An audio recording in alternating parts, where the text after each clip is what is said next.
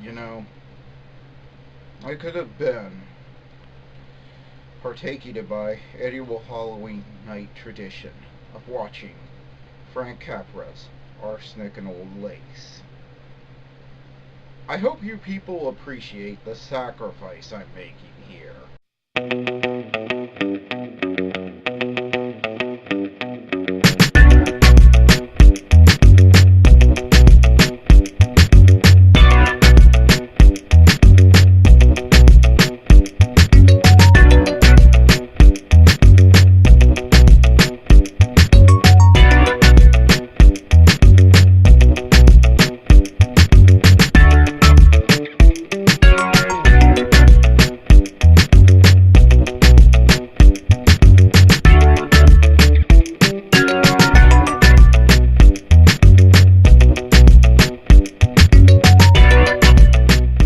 This week on Legends, we find out that both Ray Palmer and Mick have great taste in classic musicals,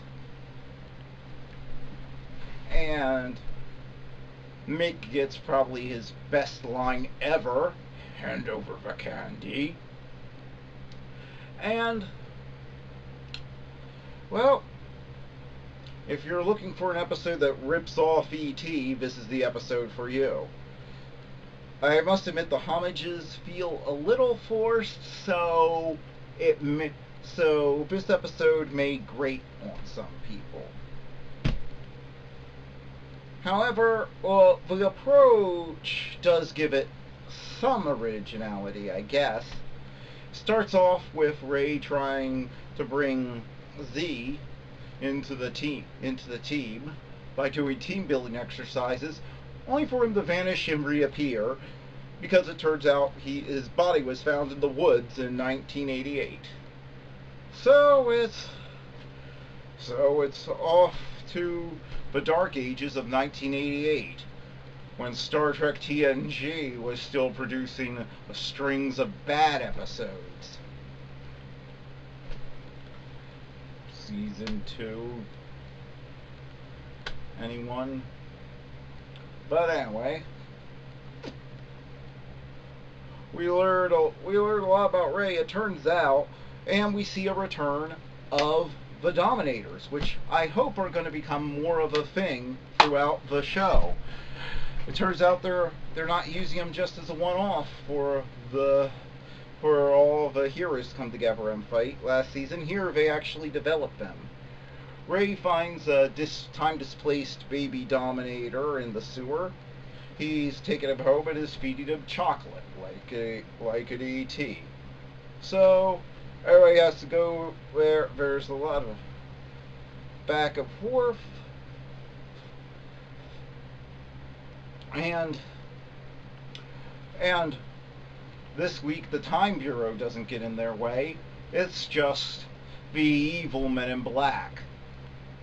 Yeah, remember those jerks who nearly got the world destroyed by and for some reason thought handing over the Flash to aliens so that we would have no defense in front of them was a good idea from the Heroes versus Aliens 4-parter last season? Yeah, they're alive and well in this episode. And they stalk Ray and tap him. Meanwhile, kidnap him and the baby Dominator. Meanwhile, Z is actually fitting into the team like I don't think I've ever seen a character this quickly, this well integrate into a team-based show. It's like the show was originally written with her in mind as a member of the team. She just slips in and operates smoothly with everyone. Meanwhile, there's the mystery of where Stein has been.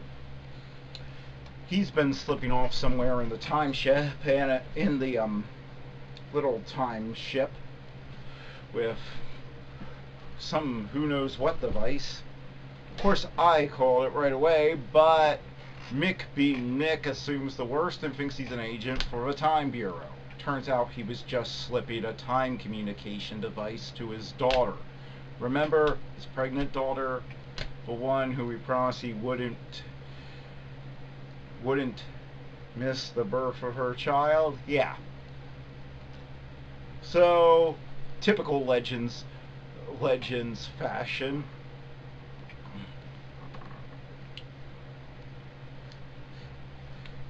Yeah. He, Mick, and Jefferson go back to meet her at the hospital, while the rest of them are dealing with. Well, the rest of Team Legends is running around the woods, dealing with evil government agents who are willing to shoot children in the back. I'll give this movie this: it doesn't pull any punches with that. They're clear. They are ready to shoot Ray right in the back. Yeah, like 10-year-old Ray. And we learn a lot about Ray, and as like, again, if Superman Returns had a good script, he would have been Brandon Routh would have been perfect as Superman. He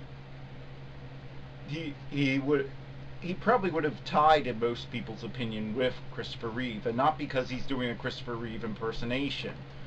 The way that he plays the part on his part on this is just, well, it just says it all. Yeah, the way that he has an optimistic outlook even when he's a time remnant and he's dead is just great. Oh, and we get to see an alien mind control evil government agents for doing the second best musical number in Singing in the Rain. I maintain that Good Morning is the second best. Best is Make Them Laugh. And Mix shares my opinion that Fiddler on the Roof is a slightly better musical than Singing in the Rain. Can't fault him there. So they return the alien child to his mother, who was hunting him, cocooning people, and tricking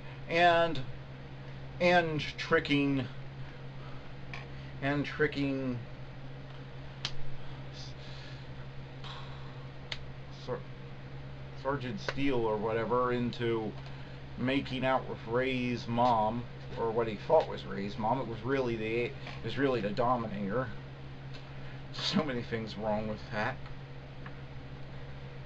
I guess at least it wasn't Star Wars or Back to the Future, or worse yet, one episode of Futurama. Yeah. Or Barry and Iris. I'm sorry, but